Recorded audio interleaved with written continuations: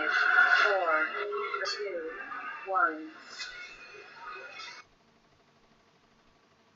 4, 3, 2, 1.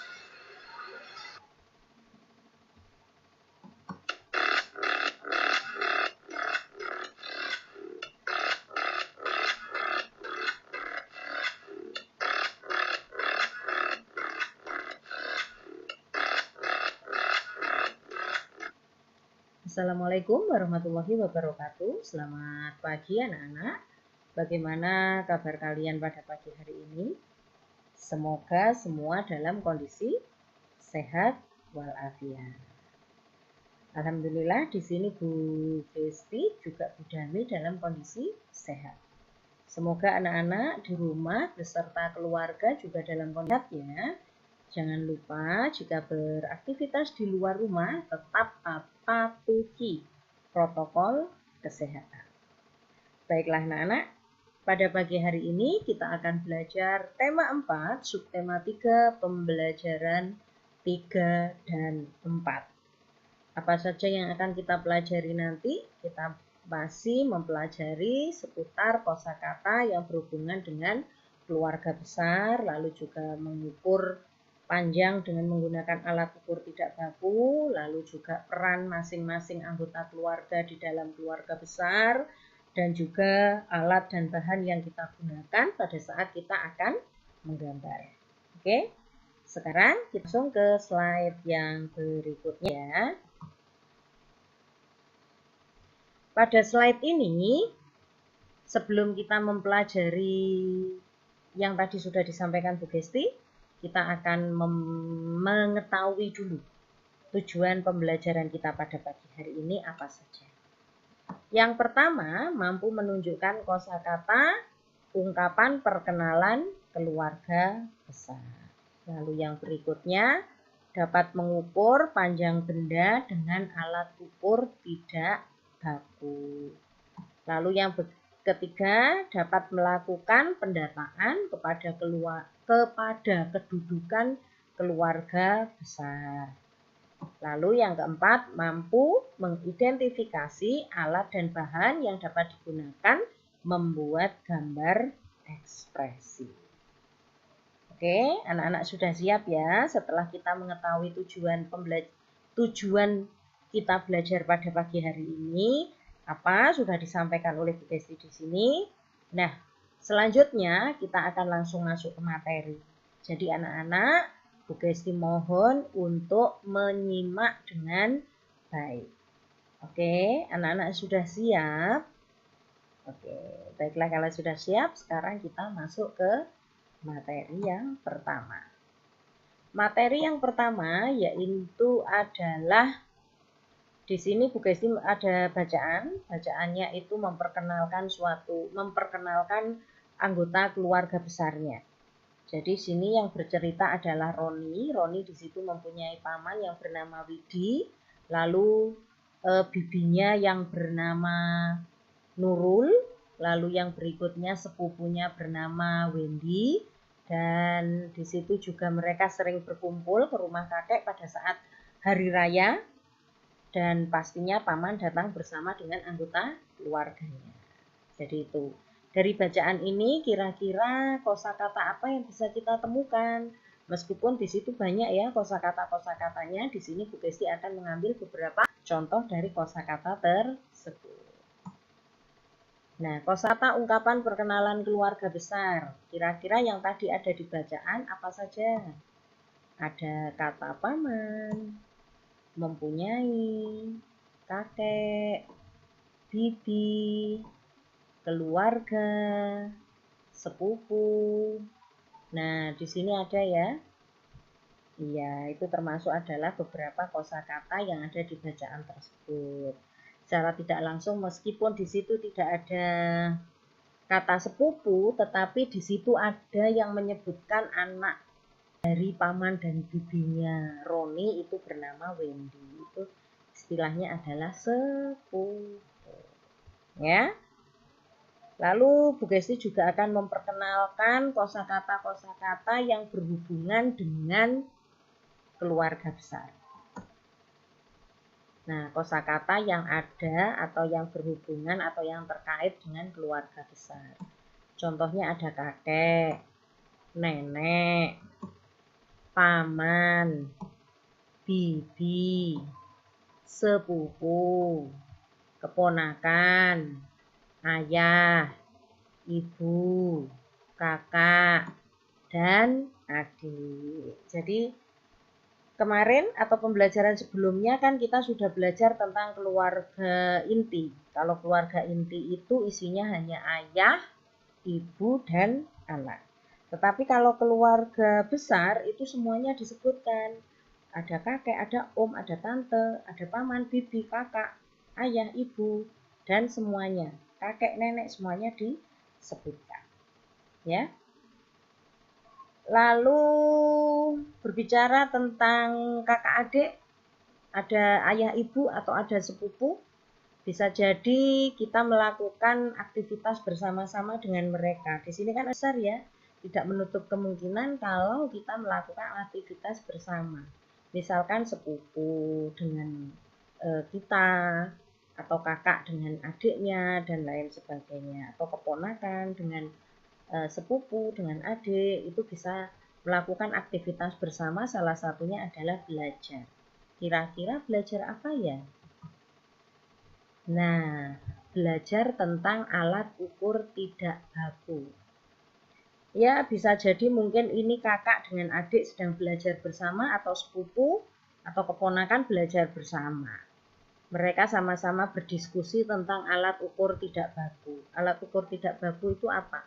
Alat ukur tidak baku itu adalah alat ukur yang kita gunakan tanpa menggunakan meteran atau alat ukur pada umumnya. Jadi kita bisa menggunakan jengkal, depa, langkah, dan hasta. Sebetulnya ini masih banyak lagi ya, tetapi di sini Bu Gesti hanya menuliskan beberapa saja. Jadi alat ukur panjang yang biasa kita gunakan adalah ini. Bukan biasa digunakan, tetapi yang tidak baku itu adalah ini. Kalau misalkan meteran atau penggaris tidak ada, itu biasanya alternatifnya kita menggunakan alat ukur yang tidak baku. Contohnya jengkal. Jengkal itu caranya bagaimana ya? Ini Bu Gesti ada contohnya. Ada contohnya ya. Contohnya adalah pada saat Udin berkunjung ke rumah kakeknya. Di rumah kakeknya itu ada sebuah tali karet. Di situ Udin ingin tahu berapa panjangnya. Akhirnya mungkin dia berdiskusi dengan kakek karena tidak ada meteran atau tidak ada penggaris. Akhirnya kakek menyarankan untuk menggunakan alat ukur tidak baku. Caranya yaitu dengan apa? Dengan menggunakan jengkal tangan. Jengkal itu caranya bagaimana? Jengkal itu caranya begini, dari ujung ibu jari ini sampai dengan ujung kelingking. Ya, contohnya misalkan begini. Sebentar ya, Bu Gesti mau memberikan contohnya. Misalkan di sini Bu Gesti mempunyai stop map. Bu Gesti mau mengukur panjangnya ini, ya. Bu Gesti mau mengukur panjangnya ini. Caranya bagaimana? Caranya itu begini. Kelihatan ya, Nak ya? Caranya mungkin dari sini begini. Ya, ini jengkal. Nanti ininya jari kelingkingnya tidak boleh bergerak, jari berkelingkingnya hanya diam di sini. Nanti setelah itu jarinya begini. Nah, setelah ibu jarinya nempel ke kelingking, baru kelingkingnya baru berjalan. Nah, ini disebut alat ukur tidak baku. Kalau ditanya berapa panjang stop map ini, kalau pakai jengkalnya Bu Gesti, itu ada 2 jengkal. Jadi begini. 1, 2. Jadi ngitungnya plek gini ya, Nak ya. Mohon maaf, ngitungnya plek begini ya. 1, terus ini berjalan 2, ya. Begitu, ya. Itu namanya alat ukur tidak baku. Nanti di rumah, mohon maaf, nanti di rumah anak-anak mencoba bersama orang tua masing-masing. Boleh mengukur buku, panjang buku gambarnya, boleh mengukur panjang pensilnya, dan lain sebagainya. Di sini sudah Gesti memberikan contoh. Oke? Oke. Nah, berbicara tentang belajar bersama atau didampingi dengan siapa, itu kita nanti akan mempelajari kedudukan atau peran seseorang dalam suatu keluarga. Peran seseorang dalam suatu keluarga. Contohnya, nah, kedudukan dalam keluarga besar. Nah, di sini Bu Gesti ada bacaannya. Tadi kan kalian belajar bersama kakek, tapi apakah betul tugas kakek itu mendampingi kalian belajar? Nah, jadi itu ya. Nah, sekarang peran-perannya ada di sini, peran anggota keluarga. Yang pertama, kalau ayah perannya selain sebagai kepala keluarga, ayah juga sebagai pencari nafkah. Itu kenapa? Akhirnya kita terjawab, kenapa sih kalau di rumah ayah jarang sekali mendampingi belajar kalau pagi hari? Ya, karena ayah harus bekerja, karena ayah sebagai kepala keluarga dan ayah mencari nafkah, mencari uang untuk siapa? Untuk keluarga. Ya. Lalu yang kedua, kenapa kita lebih sering belajar bersama mama? Karena memang perannya ibu atau perannya mama di sini itu sebagai pengasuh atau merawat anak. Sehingga apapun yang dilakukan anak-anak di rumah itu merupakan hasil tangan ibu. Tetapi ayah juga harus membantu, tidak hanya ibu saja dalam merawat. Jadi ayah sama ibu bekerja sama. Kalau pagi memang ayah bekerja, tapi kalau anak-anak belajarnya malam ya tetap ayah juga boleh mendampingi, bisa mendampingi. Jadi itu. Tetapi kalau belajar pagi seperti kita PJJ ini kan kebanyakan ayahnya bekerja dan ibunya di rumah. Jadi untuk sementara tugasnya ibu itu membantu, mendampingi, mengasuh, merawat anak. Oke? Ya. Lalu anak sendiri tugasnya apa? Anak sendiri tugasnya yaitu tadi membantu orang tua dan belajar. Kalau tugas tersebut dijalankan dengan baik, niscaya keluarga tersebut akan iya betul rukun, sudah tahu tanggung jawab masing-masing, tidak saling tugasmu ini dan lain sebagainya. Oke, paham ya nak ya? Oke. Lalu yang berikutnya berbicara tentang pendamping belajar, kalian nanti bisa.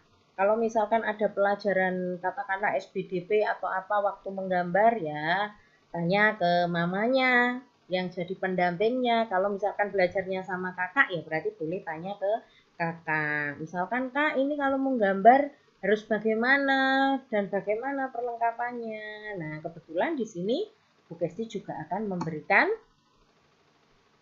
materi tentang alat dan bahan untuk menggambar. Jadi nanti mama mendampingi, mengarahkan menggambarnya apa, kalian yang menggambar. Alat dan bahannya yaitu pastinya buku gambar, pensil, penghapus, penggaris, krayon. Kalau tidak punya krayon apa? Pensil warna juga. Nanti mau menggambar apa? Terserah anak-anak mau menggambar apa ya. Paham ya nak ya? Oke. Baiklah.